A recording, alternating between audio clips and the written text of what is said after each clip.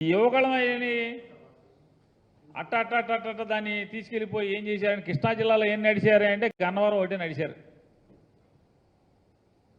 బెజవాడ గన్నవరం వెళ్ళిపోయింది మామూలుగా ఏలూరు అని. ఏమండి అక్కడి నుంచి అటు తెలిసా ఏంటంటే అదుగో అదుగో అదుగో ఏంటి అక్కడున్నాడు అక్కడంటే అసలు అర్థం కావట్లా. ఏ ఊరు ఏ జిల్లా జిల్లాలు టపా టపా టపా జిల్లాలు దాటేటంటే మొక్కుబడి యాత్ర, రాజకీయ లబ్ధి కోసం యాత్ర, జంపింగ్ జపాంగ్ యాత్ర ఇది. ఎందుకంటే జంపులు చేసుకుంటూ వెళ్ళిపోవటమే. కుప్పం నుంచి ఇచ్చాపురం అని చెప్పారు, గాజువాకతో మూతేశారు. గాజువాకతో మూతేసి ముగింపు సాగ ఎక్కడ అంటే భోగాపురం అంట. ఇదేంటి గాజువాకతో మూత ఏంటి, భోగాపురంలో సభ ఏంటి, ఏంటి అయిపోయిందంటే యువకులం కాదంట, అది నవశకం అంట. మొదలెట్టినప్పుడేమో యువకులం, మూసిందేమో నవశకం అంట. మధ్యలో జంపింగ్ జపాంగ్ మధ్యలో. అక్కడ మాట్లాడతాడు పాపం ఈ ఎర్ర పుస్తకం ఆయన. సినిమా బ్లాక్ బస్టర్, సినిమా అంటే బ్లాక్ బస్టర్ అంటే ఇదేమో ఈ సినిమా తీశాడంట. కుప్పం నుంచి గాజువాక్కి జంపింగ్ జపాంగ్ యాత్ర చేసి అదేమో ఆ సినిమా బ్లాక్ బస్టర్ అంట. 100% అది అట్టర్ ఫ్లాప్ సినిమా. వెనకటికి ఒక సినిమా మామూలు పెద్ద పెద్ద సినిమా హీరోలు ఆడిచ్చేవాళ్ళు, రిలీజ్ అవ్వగానే వారం రోజులకు 10 రోజులకి సినిమా లేచిపోగానే 50వ రోజుకి మళ్ళీ ఆ సినిమా ఎక్కడో అక్కడ సినిమాల్లో పెట్టేవాళ్ళు, ఒకరోజు ఆడిచ్చేవాళ్ళు. మళ్ళీ 100వ రోజుకి అన్ని సినిమాల్లో పెట్టి 100 రోజులు పూర్తి చేసిందని చెప్పేవాళ్ళు. వెంటనే 100వ రోజు ఫంక్షన్ చేసేవాళ్ళు. అటువంటి ఫంక్షన్కి దీనికి, ఆ సినిమా ఫంక్షన్కి దీనికి ఏం తేడా కనపట్లేదు. ఏం సాధించారా అంటే లోకేష్ ఏం సాధించాడు, తెలుగుదేశం పార్టీ ఏం సాధించింది ఈ యువకులం నవశకం జంపింగ్ జపాంగ్ యాత్రతో అంటే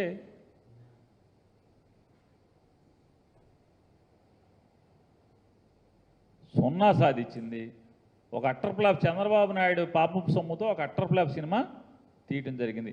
చాలామంది సినిమా పెద్ద హీరోలు, పెద్ద నటులు, పెద్ద ప్రొడ్యూసర్లు పిల్లలు కూడా ఇట్లాగే సినిమా తీసి మామూలుగా ఇంట్లో డబ్బులన్నీ అవజేస్తుంటారు.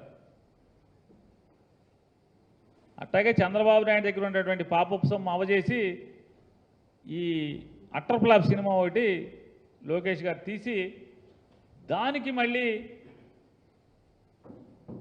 ఈ అట్టర్ ఫ్లాప్ సినిమాకి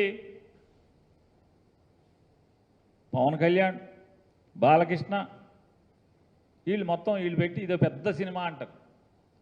ఆ పవన్ కళ్యాణ్ రావటాకేమో మామూలుగా వెళ్ళి బతిమాలి బేరమాటి తెచ్చుకోవాల్సిన పరిస్థితి.